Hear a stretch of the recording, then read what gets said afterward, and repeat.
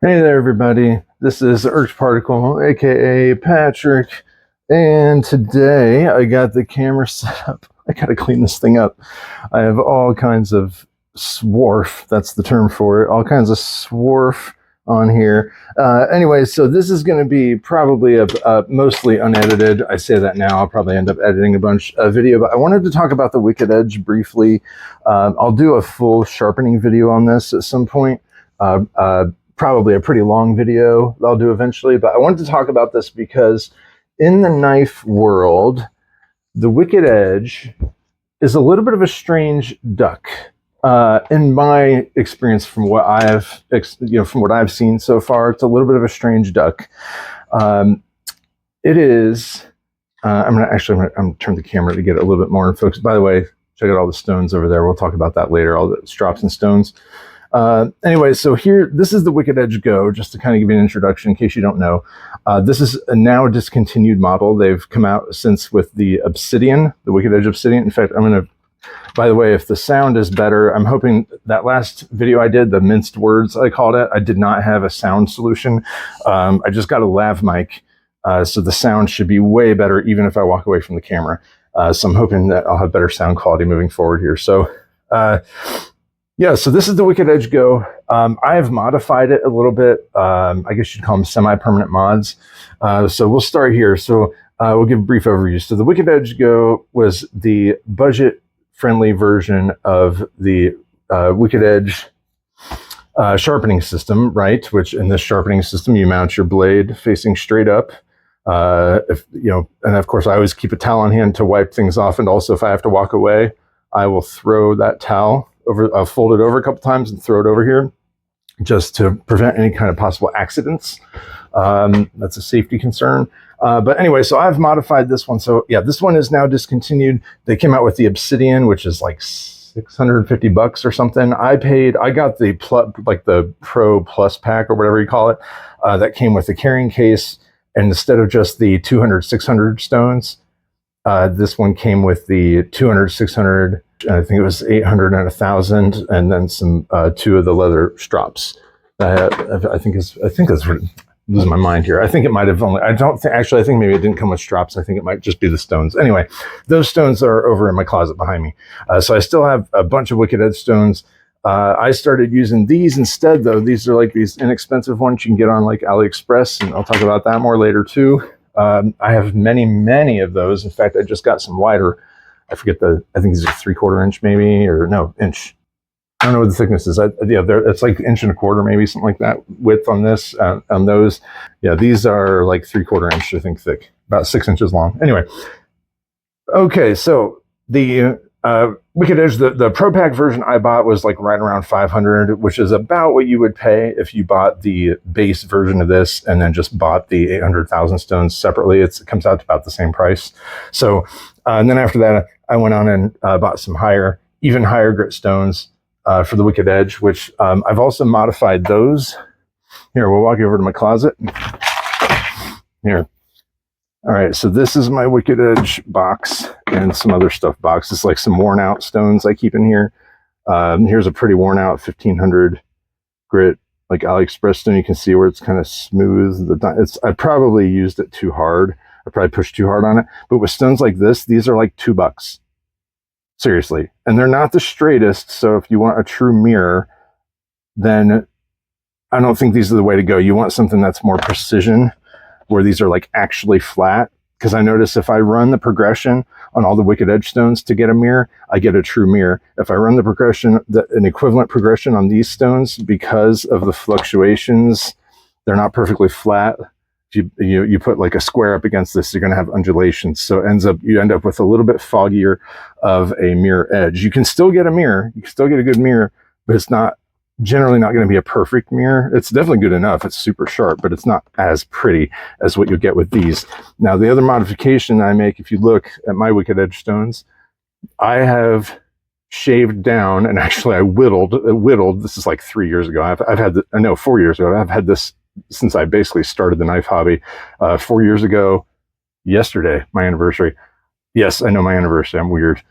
So anyway, originally whittled these down with an actual knife and then sanded them. And then later on, I moved on to the rest. I think, yeah, that's a whittled one as well. Those are some of the older stones I've got. I think maybe some of the newer ones I actually just sanded. Now they all show signs of being kind of chipped away at rather than just sanded. I think I ended up using a Dremel for some of them, but the reason that I took those sides down is because when you're trying to sharpen something like a Spyderco and there's no sharpening choil, or any knife without a sharpening choil, the edges that stick out on here from factory, it's got like these little lips. It's supposed to protect your fingers. It's smart.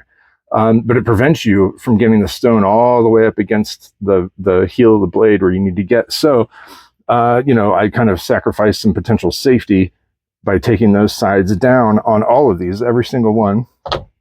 I haven't bought any new ones for a while because, a pair of stones, actually here, particularly this pair, a pair of stones, or really it's a quadruple set because you get 2 and 2. It's like $115 for the higher grit ones are more expensive. It's like 100. My hand's getting swarf all over them. $115 or so, which if you think about it, it's actually pretty good. You're paying about just under $30 per stone, and for the quality of these stones, that's actually quite good. It's just not as good as the AliExpress, route. I mean, there's a couple bucks a piece. They last really, really well. The higher grit ones wear out faster. I think that's true for most stones. But yeah, if you have an issue, buying stuff overseas, then maybe that's not for you. But if you don't have any qualms about that, these are an amazing option. I can buy these by the dozen and just sharpen and sharpen and sharpen. And some of the lower grit ones are really great. There's an 80 grit I actually just showed you earlier. In fact, these are so inexpensive.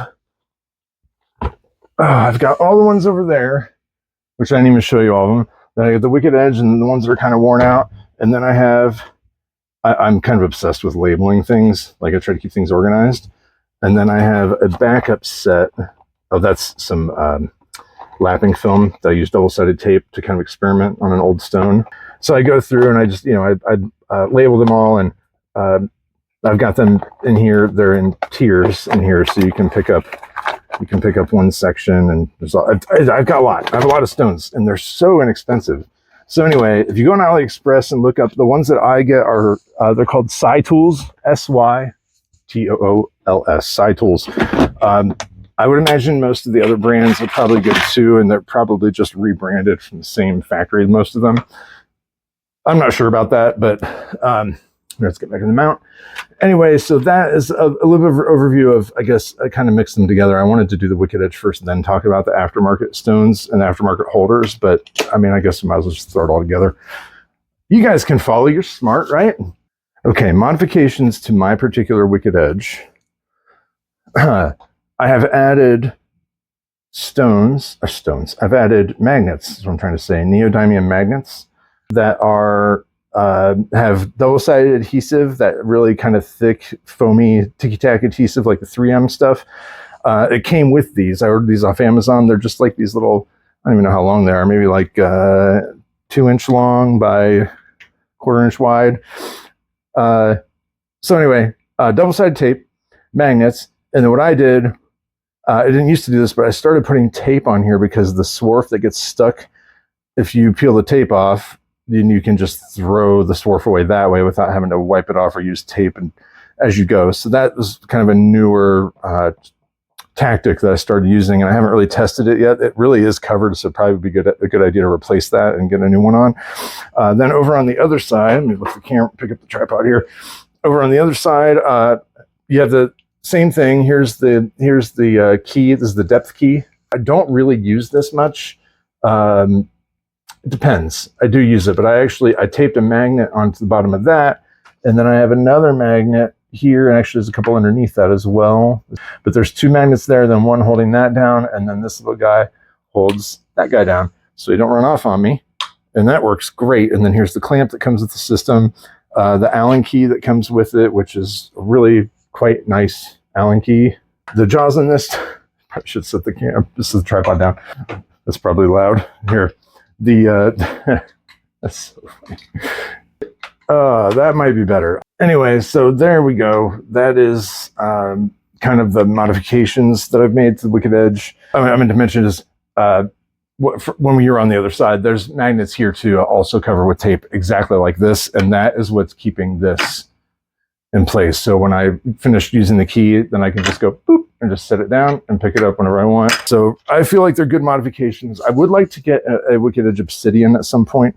Probably not in the cards for a little while yet. I think it's crooked. Oh, look at that. I can move that. I got to tighten that clamp. Shouldn't be able to move that. Maybe one day I'll eventually get like a workbench, a dedicated workbench that I can permanently mount it. For now, we'll go with the clamp. Yeah, clamp does a good job. Anyway, all right, next subject I want to talk about.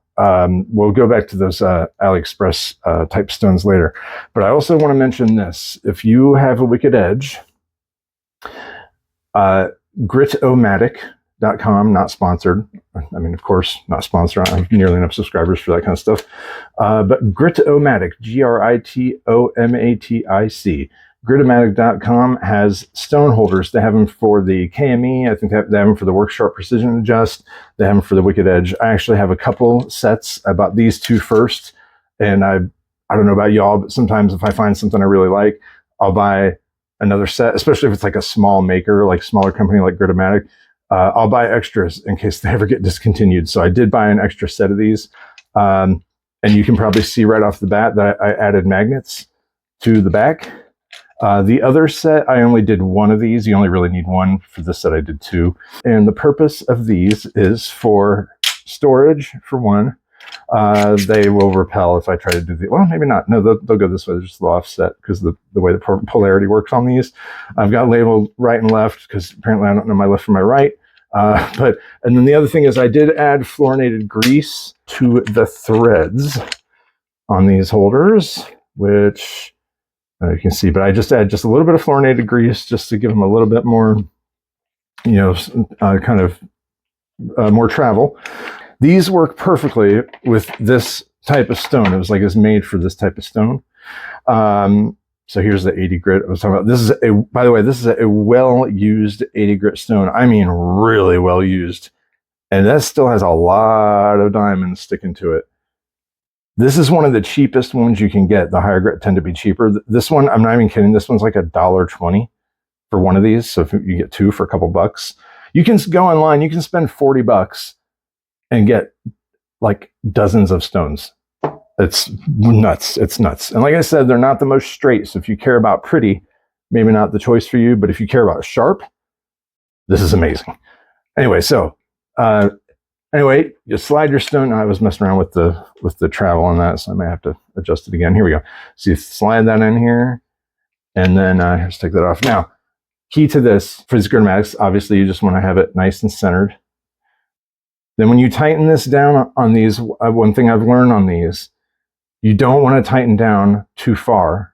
It's really important not to tighten down too far because you see, even if you only go just a little bit, if you go too loose, it'll slide out the sides. If you go too tight, though, so I can show it. If you go too tight, it'll bow. See how you can see the Wicked Edge through there on the left? Then I lower it down, and it's less pronounced. It bows out. So if you go too tight, that's going to create a little bit of a, I don't think it's actually going to really give you like a concave grind or a hollow grind on your bevel. I don't think it'll do anything like that, but it probably will be enough to mess up the light refraction on a mirror enough to make it so it's not super polished and clear. Again, if you care about that. So anyway, that's it. I mean, so you put the stone holder in here. So we'll do that. Here we'll grab the other 80 grit. We'll throw that guy on here. The main purpose of the magnet on the back is for the angle finder. To make it easier. So get this on. All right, here, my angle cube. Here's the angle cube, and then you take this guy and bam, you pop him right on there. I found this in a Cracker Jack box. This sticker, I don't even know what it is. What is that, like a dog? It's a dog, cute dog. Anyway, so yeah, you throw your angle cube on there. It stays in place.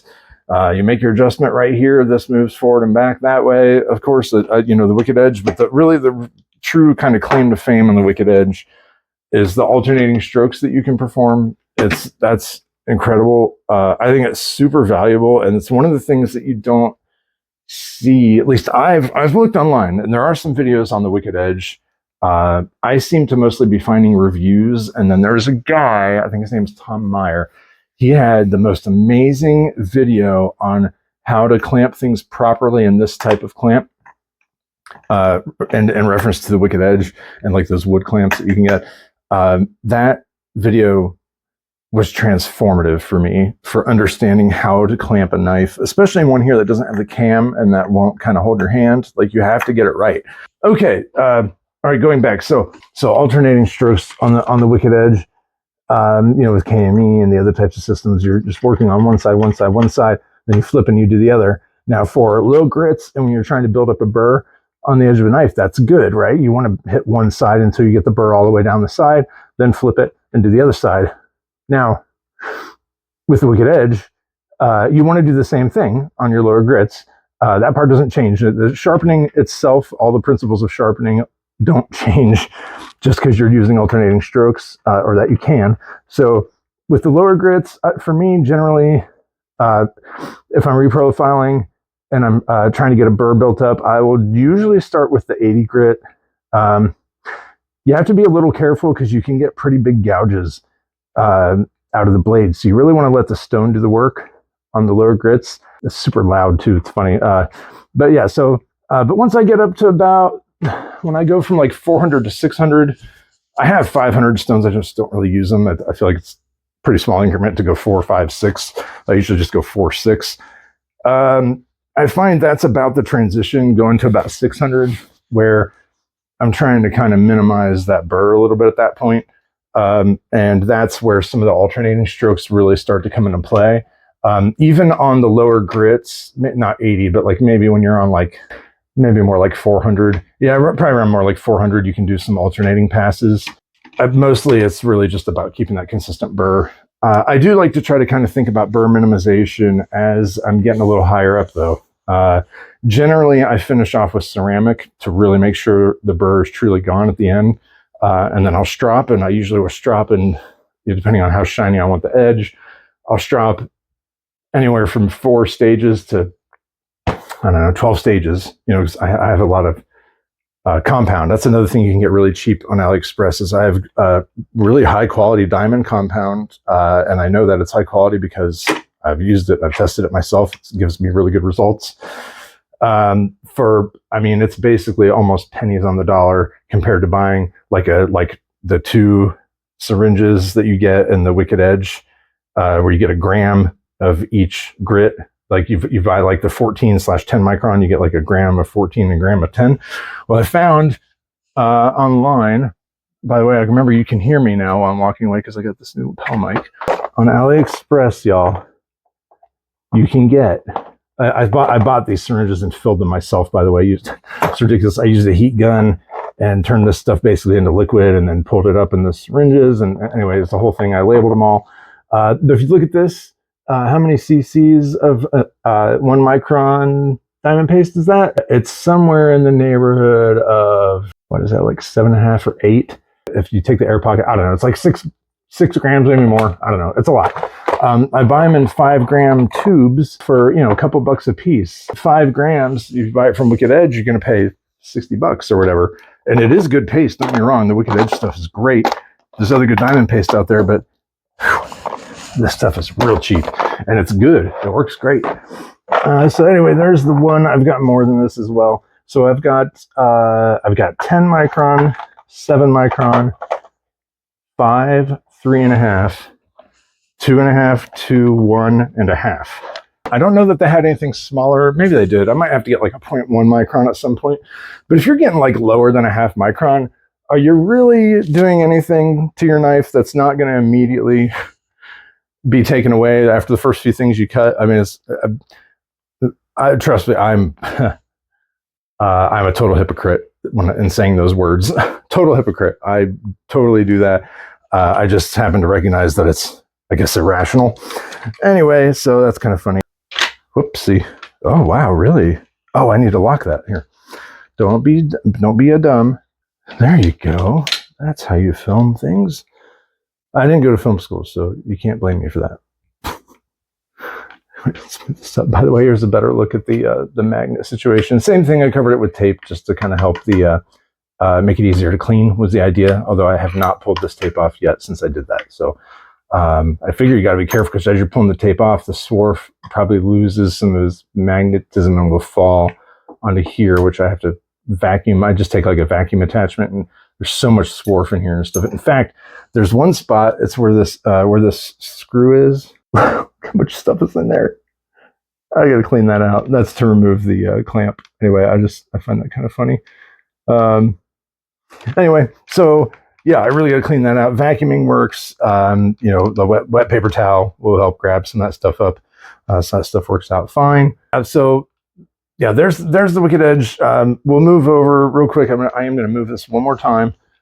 Talking about some of these stones, these AliExpress stones. And a quick look at my room. All right, I have to move the heater over a little bit. Let's talk about some of these AliExpress style stones. Yeah, 1.185, so really close to 1.2. That's another advantage on these stones, by the way, is with those edges on the wicked edge stones. I had to cut those sides down, which I think I even did on my straps too. Yeah, look, see, I cut those sides down on my straps. Oh, these are the ones I actually started sanding, but not as much of the material. There's still more sticking out on the side than there is on the diamond ones, but I did remove some material. You can see where it's been sanded. Another thing I noticed that these are starting to kind of separate. The leather is starting to separate over time. I've used things like double-sided tape.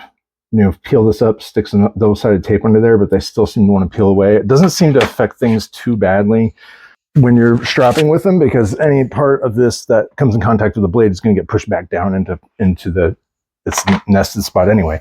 It could cause a slight bit of rounding, I suppose, you know, if you really look closely. But anyway, these, unlike the wicked edge stones, you know, the diamond goes all the way to the tip, all the way to the edge. That's awesome. So when you're trying to get into what I mentioned earlier, if you have something like this, factory second, by the way, great deal on a partially serrated knife. If you don't like serrations, what is wrong with you? Anyway, I have a whole other thing. I'll probably make a video on serrations later too. Anyway, so here, if you want to sharpen something like this, that's got this big old honking wall stopping you from hitting that last serration, let's just, well, I guess we could either pretend it's a plain edge, or I'll just get out the plain edge here. So if you want to sharpen this, say you're actually going to sharpen this, and imagine this is sticking out further, like I didn't sand it down. That would be stopping you from getting all the way up to the very, very edge of the heel. But with a stone like this, that no is a problem. Look at that. That can get all the way, and I mean all the way. I can actually feel the diamond hitting the flat on the plunge.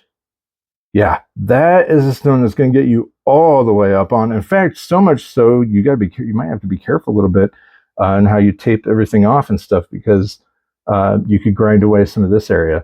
And with a knife like this, you know, that I've acid etched and stone washed, you don't want that to be shiny. You want that to be acid etched and stone washed. So anyway,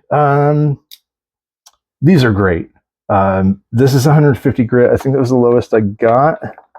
I got a 150, two of each. 150, 240, 400, 600. Then we had 800, I think 1,000. Yeah, 1,000. So I got all of these. So however many is that? Was it 12?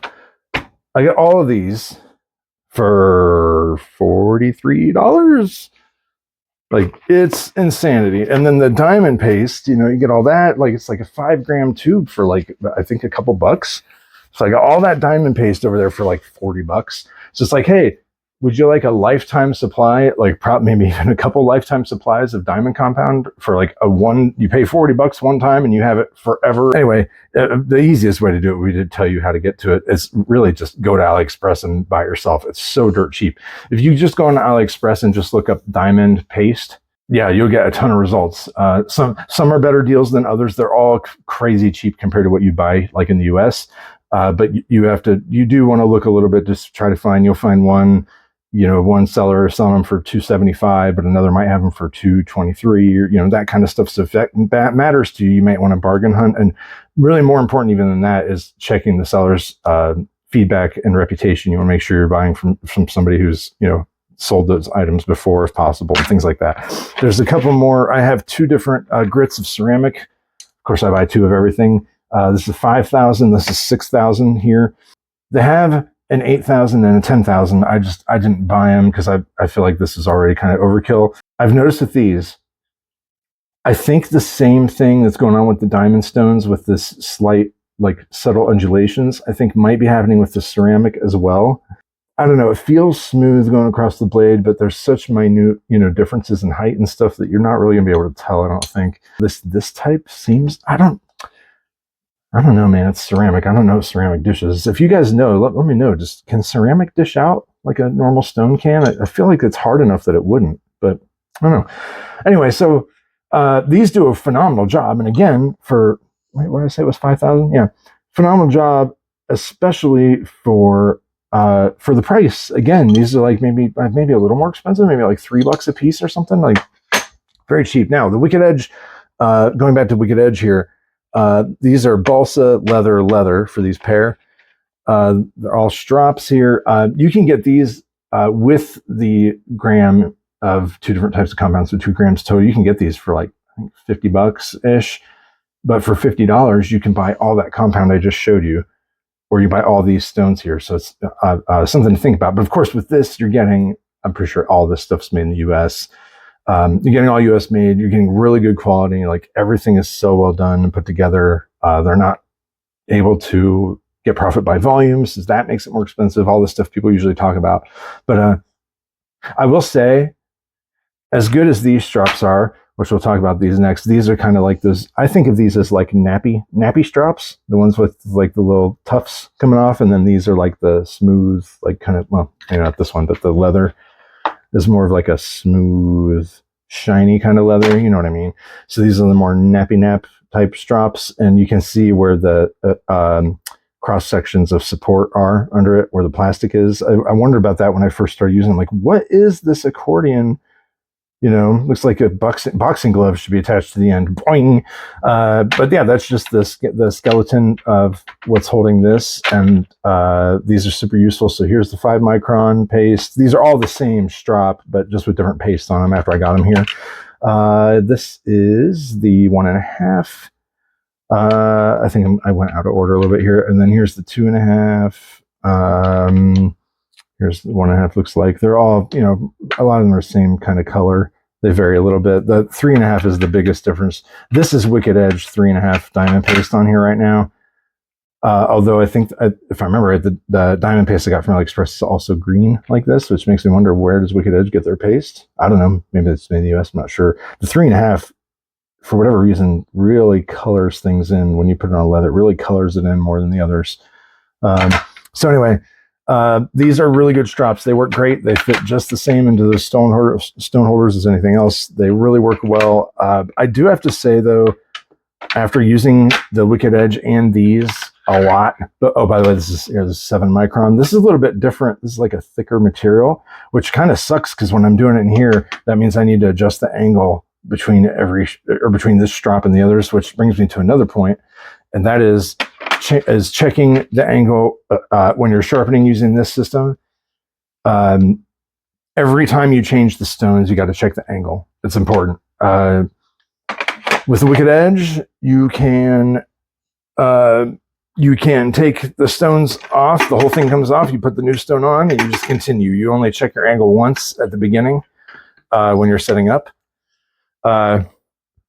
Because these stones have a slight variety in tolerances, especially here's a really good one. Here's the 80 that I had earlier. These are the 80s, and then here's the 800 that I had here. This 800, for whatever reason, I think it's a slightly different, maybe a different manufacturer. By the way, you can see where they're not super duper flat as well. the little undulations I told you about. They're not that bad. They're mostly pretty flat. It's definitely good enough. It's just not perfectly flat. I guess nothing is, but so anyway, these are the 800, and I noticed with these are pretty significantly slimmer than the 80s and the others. So anytime I'm sharpening and I'm moving from, like, say 600 to 800, because of the way these stones are, I always have to keep it in mind. Okay, now that I'm moving to 800, I'm going to have to really change my angle. I have to check it between the other stones as well. There's a few that I generally don't have to switch between, like for the 80 and 120 and 200. I check it anyway, but I usually don't have to make an adjustment, or if I do, it's like a 1/10 of a degree of an angle, something like that, very subtle. But going from the 80 to the 800, you really have to move it like maybe as much as like 1/2 a degree of an angle, which is kind of a lot. So here we go. Let's see. And the reason that's going to happen is because of the thickness.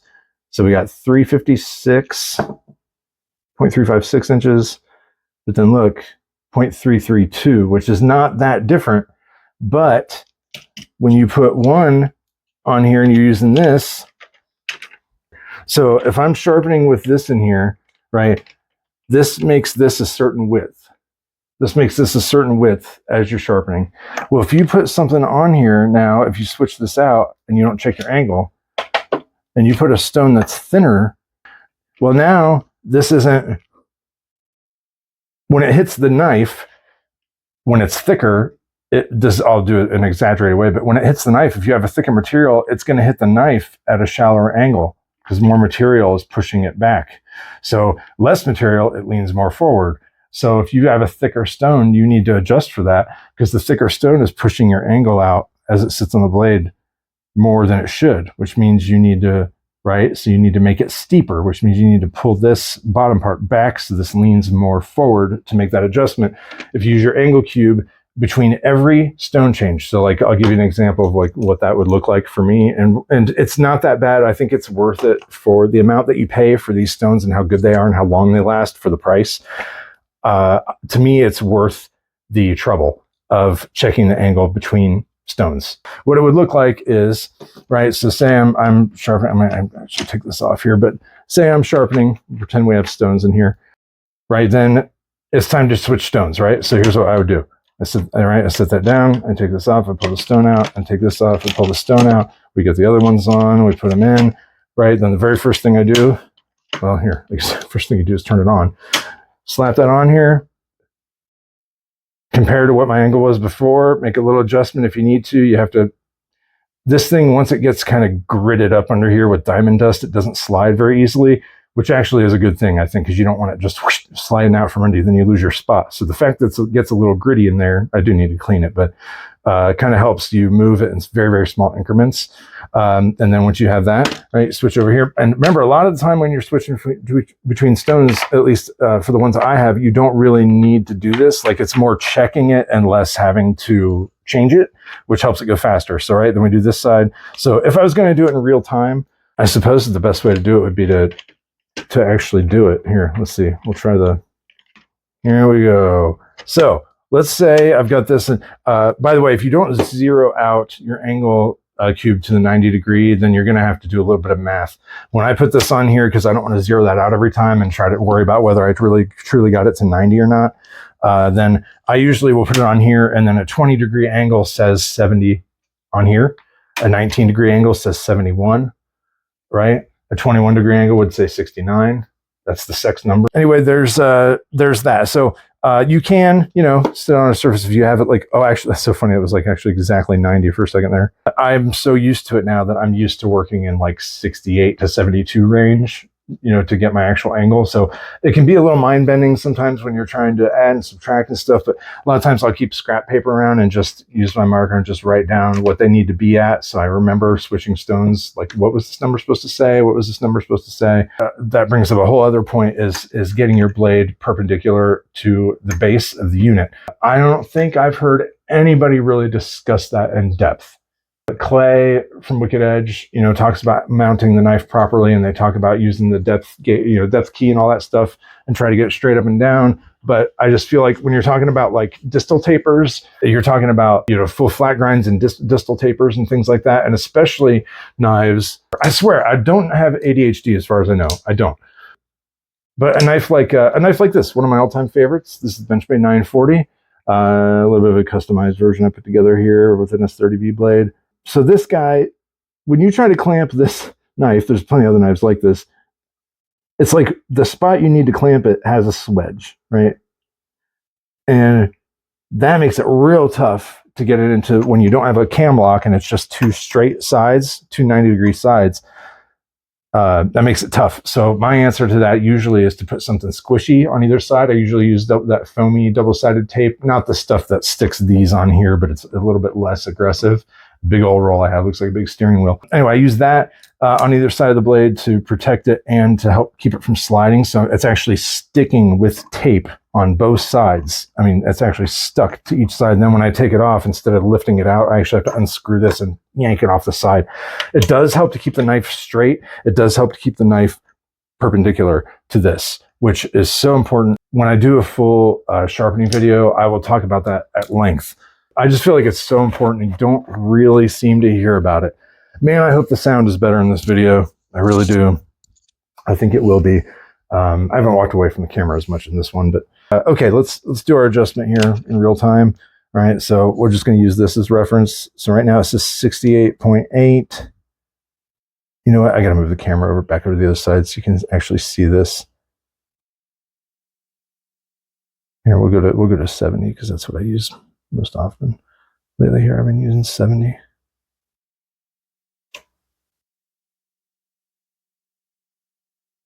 .05. Here, let's go ahead and move back over so you guys can see this. Okay, so this side was 70.5. We're just going to pretend there's a knife here. All right, so that side, well, it moved on me. Hold on. Am I losing my mind? I swear it says 70.5, didn't it? 0.05, I mean. So it's close. So this is what I'm talking about. You got to do these really subtle little movements. A lot of times you don't even have to do this. A lot of times I'll have my feet planted on the base of this table to make sure that's level, or make sure I'm not leaning it to one side or the other. So 69.95, 70.10 for our purposes, that's good enough. The camera's kind of in my way, making this a little more difficult. On this side, we are looking at, you just want to be careful how this is kind of angled as well. Just try to kind of keep it straight along the spine of the stone holder, right?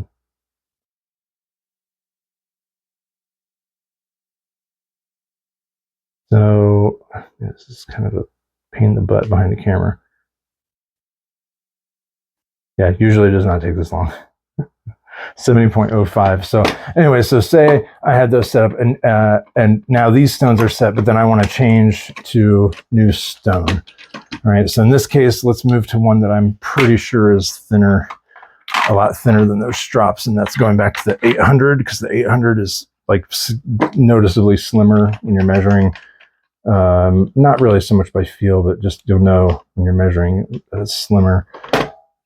Again, not too tight, so you don't want to bow these if you can avoid it, but you don't want them so loose that they're falling out. Also, just this is plastic. This is like 3D printed stuff, so you don't want to be cranking down real tight on this either and create unnecessary stress on the joints. I want these to last a long, long time, so I do not crank down too tight on these. It really only takes, like, let's see, right now, here, the stone is loose right now. Here's how much I turn it. Still a little loose. Yeah, so in total, that's like a half turn, maybe not even a half turn. Anyway, all right, there we go. So, all right, now we go back to our cube. All right, put it up here on this side. So now we're getting 69 point, oh, it's fluctuating, 69.5. So we would have to move it to get back to our 70, which is really 20. That's what we're measuring for. Just looks like 70 the way we're doing it. That's close enough. So you can see, once you kind of get used to this, and when you know which stones are going to give you the issue,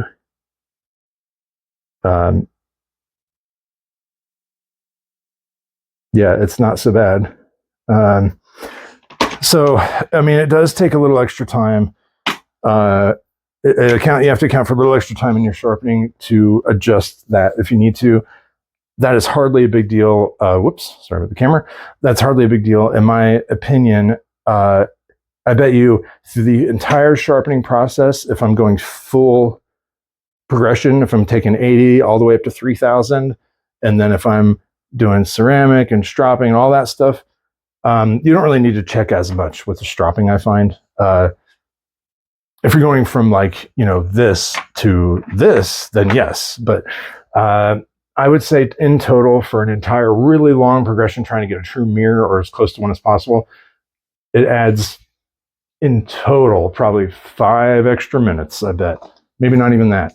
For me, for the expense of the stones, for how cheap they are, 100% worth it. I can't get over how cheap those diamond stones are on AliExpress. I mean, honestly, I would try to do a link or something, but if you just go on AliExpress and just look up diamond sharpening stone or diamond paste compound, or those kind of keywords, then you will find instantly a ton of sellers, and you'll find reputable sellers. And you'll get it for super cheap. You get like a lifetime worth of compound for like $30, 20, 30, 40, or do what I did and go really crazy, spend like $40 and get a couple lifetimes worth of compound. At least that's what it seems like. So anyway, wow, this turned out to be longer than the last video. That's nuts. I thought for sure I wasn't talking as long as last time, but here we are. Okay, well, all right. So sometime in the future, I don't know exactly when, I do plan to do a full sharpening, I guess you'd call it a tutorial for the Wicked Edge. Or how about this? We'll call it my tutorial for the Wicked Edge. There's some other good ones out there. There's some good reviews out there. But, some of the stuff I found was good, but I don't think they discussed some of the most important stuff. Probably the most important thing being, getting your blade perpendicular to the base, and how do you do that with awkward blades? So it's kind of tough. So I might make a video about that and then about sharpening separately. So I may do it that way. So we'll see. I don't know how much interest there will even be for this. I know I don't have a ton of viewers, but not necessarily doing this just to get viewers. I find it really interesting. I love talking about this kind of stuff. I talk to myself out loud. I might have mentioned this before. I talk to myself out loud when no one's in the room. So like this conversation I'm having with you right now could just as easily have been me talking to the room if I didn't set the camera up. I guess I'm really auditory. I'm a musician as well. Pretty auditory person in that regard. That's so smooth, even though it's got swarf in there. I love that word, by the way, swarf. It's still a pretty smooth screw. That's cool. Anyway, so yeah, it's I guess that's about it, really. I mean, I just wanted to talk about how excellent these stones are for the money. I think these might actually even be a little more straight than the 0.8 inch ones. Here, before we go, I don't have a square. I have a ruler, so I keep raising my voice when I walk away. I got to remember I don't have to do that now. This is not the definition of straight, I understand, but it's a little bit of a guide. So here, we'll take a look. I feel like these are not that bad. You know how curved the ruler is. Yeah, this is from when I was in grade school. It's like 5th grade. Anyways, so yeah, excellent, absolutely excellent stones. These aren't even broken in yet. These wider ones. But I gotta tell you, I'm so glad I got those. I have used them a little bit. They've done great. It's nice having a little bit more width to remove material on longer blades or blades that need more material removed. I don't know about y'all, but you guys ever try to take a angle on a secondary bevel from like a 22-degree bevel to like 18? That's a huge pain in the ass. You have to get a lot of material off, depending on how thick the blade is too. You gotta get a lot of material off of there, or how thick behind the edge it is. It can be daunting, the amount of work that it takes to remove that stuff. Like I've even had times before I'm like, dude, why am I doing this by hand? I should be using some kind of power tool to like get the rough shape and then finish with this, because it just seems like so much material to have to remove to do that. I can't really think of a good example right now, but there have been knives like that. I'm talking knives where I'm using the 80 grit stone for, and maybe really tough steel too, maybe like M4, that kind of thing, but using, 80 grit stone for a half hour, trying to get that profile down. I guess one good example would be the Malibu, the Protect Malibu, because it's like 22 thousandths behind the edge. You wouldn't think it is, but it is. So when to lay that edge down, even to just a 20-degree angle, which is nuts. Like, it takes a lot of work. It takes a lot of time to really get along the entire edge, get the whole bevel down to like a 20-degree angle. And even then, it only takes the Malibu to like 20 thousandths behind the edge or something that I have. I've got two. I think they're both sharpened that way. Okay, I guess I'll stop here. I don't know how much editing I'll do in real time. This is nearly an hour, so I don't know how much I'll keep in or not. But if you're watching these videos, I've been starting to kind of make more here lately. Then I have to say I really appreciate it, because I've been tending towards these really long videos lately.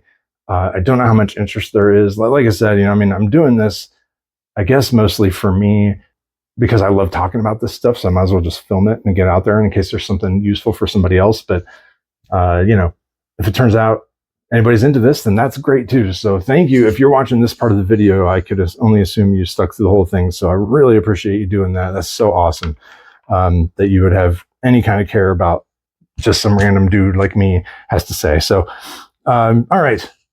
You guys have a fantastic rest of your day, rest of your week. And I really mean that. Yeah, I guess if you have any specific Wicked Edge like questions, comments, anything like that, or even anything that you feel like could be insightful that maybe help me on the Wicked Edge, leave it in the comments. I'd love to hear about it. I know the Wicked Edge is respected, that people recognize it as a good sharpening system, but I just don't seem to see as much talk about it in the knife community specifically. It seems like the KME, Work Sharp, Precision Adjust, the Precision Adjust or the Pro version, the TS Prof, that kind of stuff really seems to get most, if not all, the attention, when I believe the Wicked Edge, I don't even have nearly the nicest one. They've got the Pro and now the new Obsidian. So I've got like basically the cheapest Wicked Edge you can get into.